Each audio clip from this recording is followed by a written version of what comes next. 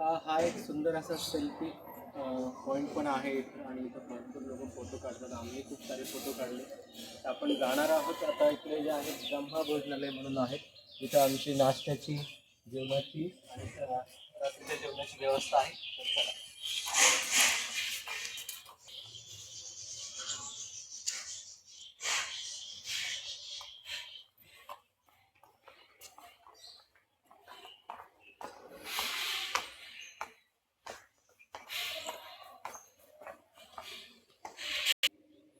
हे आहे सुंदर असं गार्डन जे आहे इथं समोरच जे म्हणलं तुम्ही की दिव्य अनुभूती हॉल. इथंच जे आहेत खूप मोठे मोठे सेशन होतात जीवनाविषयी. जीवनाचा जो अज्ञान आहे तो दूर करण्यासाठी इथं खूप मोठे मोठे सेशन होतात आणि जे आम्ही अटेंड केलेले आहे. खूप सुंदर आणि खूप मनमोहक वातावरण आहे. यानंतर आपण आलेलो आहोत ब्रह्मा भोजनालय इथे. आणि या भोजनालयाचं वैशिष्ट्य असं आहे की 1000 माणसं सुद्धा एका तासात जेवून बाहेर येतात. एवढा हा खूप मोठा हॉल आहे आणि खूप सात्विक असं जेवण इथं भेटतं.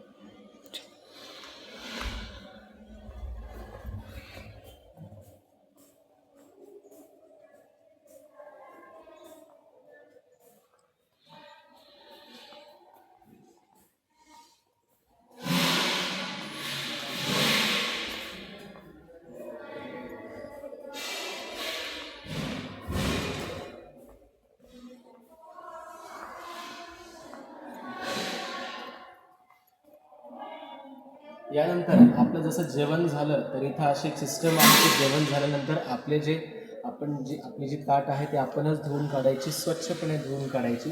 तशी इथं सगळी व्यवस्था केलेली आहे. सगळे काही इथे नळ वगैरे आहेत ज्याच्यातून आपण हे करू शकतो. आणि ही सिस्टम मला ॲक्च्युली खूप आवडलेली आहे. हे बघा इथं लिक्विडसुद्धा असतं, स्पंज असतं आणि त्याच्यामध्ये आपण ते लावून आपण प्लेट वगैरे धुवू शकतो. त्यामुळे एवढं काही टेन्शन घ्यायची गरज नाही की बाबा कुठून आणून द्यायचं.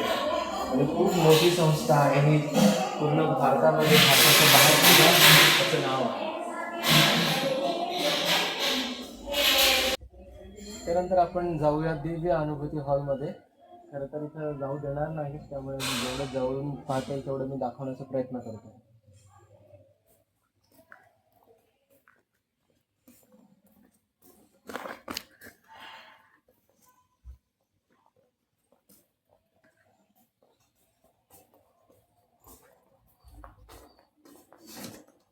चप्पल चप्पल चप्पल.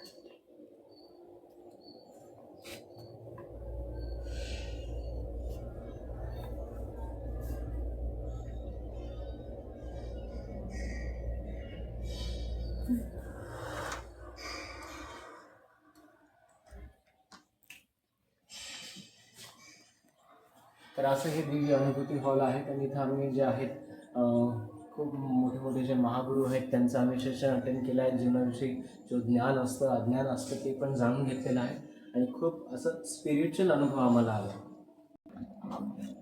त्यानंतर आपण जाणार आहोत प्रभू मिलन येथे.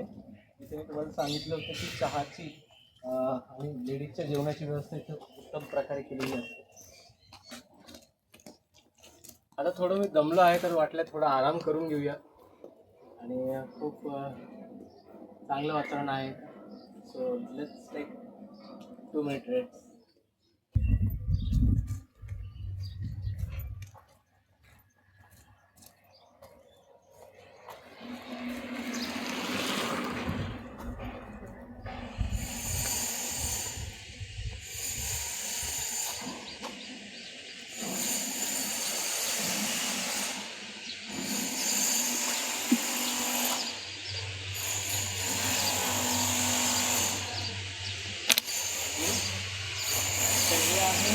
प्रभू मिलन हॉल म्हणून.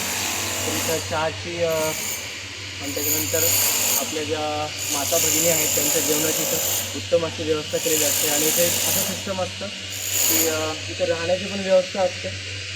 जे माता भगिनी आहेत या हॉलमध्ये राहायला त्यांची व्यवस्था आहे. आणि त्याच्यानंतर जे आहेत जे पुरुष आहेत किंवा आपले जे भाऊबंद आहेत त्या ठिकाणी राहण्याची त्यांची व्यवस्था केलेली आहे.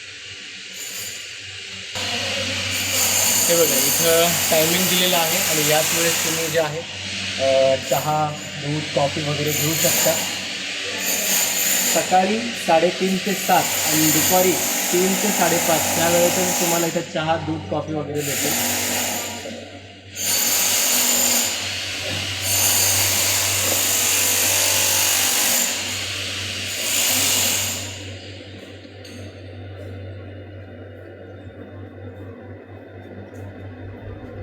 आणि विशेष म्हणजे सर्व ठिकाणी पूर्ण स्वच्छता आहे. स्वच्छता इथं खूप सुंदर आहे. आणि इथं बघा जसं की तिथे सिस्टम आहे की जेवण झाल्यानंतर आपापले ताट व्हायचे. सेम त्याच पद्धतीने इथं आपलं चहा झाल्यानंतर जे आहे आता इथे आपापले जे ग्लास आहेत ते ग्लास भेटतात. ॲक्च्युली कप नाही भेटत, ग्लासेस असतात. तिथे जे आहे तिथे जे आपण घेऊन जाऊ शकतो.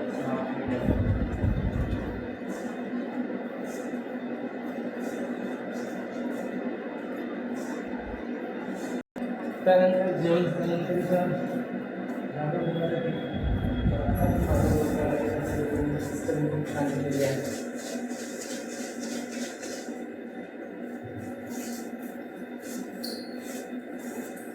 हे प्यायचं पाणी नाही बरं का, धुवायचं पाणी आहे, भांडे धुवायचं पाणी आहे. चुकून मी त्या दिवशी इथलचंच पाणी पिऊन घेतलेलं होतं. त्यानंतर हे आहे प्लॅटिनम हाऊस. इथं आपल्या माता भगिनींची राहण्याची व्यवस्था केलेली आहे. आणि आता चाललोय आपण संजीव पार्कमध्ये. त्यानंतर आपण आता जातोय संजय पार्कमध्ये. चला, तर आपण आलो आहोत आनंद सरोवर येथील संजय पार्कमध्ये. आणि इथे या संस्थेचे जसं आपण बघू शकता खूप सुंदर असं वातावरण आहे. आणि या संस्थेचा असं जो एक स्पेसिफिक एक युनिफॉर्म आहे. तिथं जे आहे पुरुष जे आहेत कुर्ता पैजामा, पांढऱ्या रंगाचाच कुर्ता पैजामा ते घालू शकतात. हां, काय करू? छत्री या डॉक्टर, छत्री ऊन लागत आहे.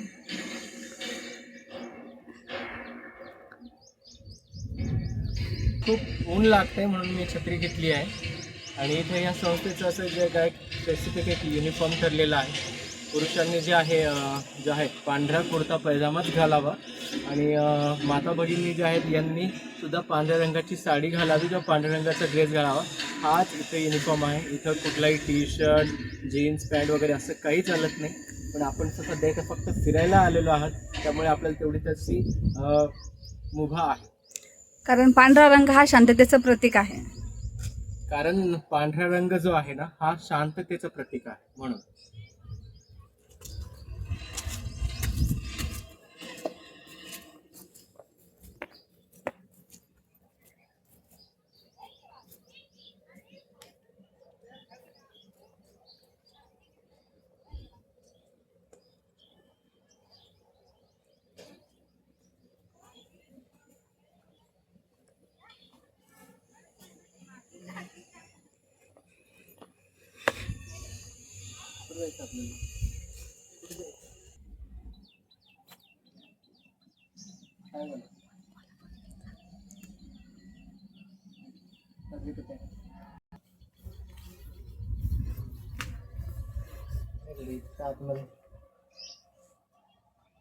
काम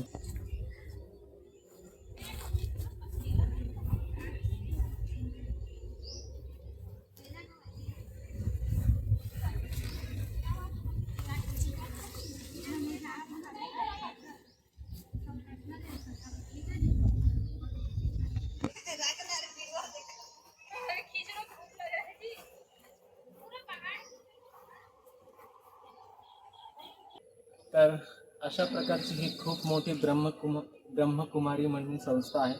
याला असं ओम शांती म्हणून पण असं नाव आहे.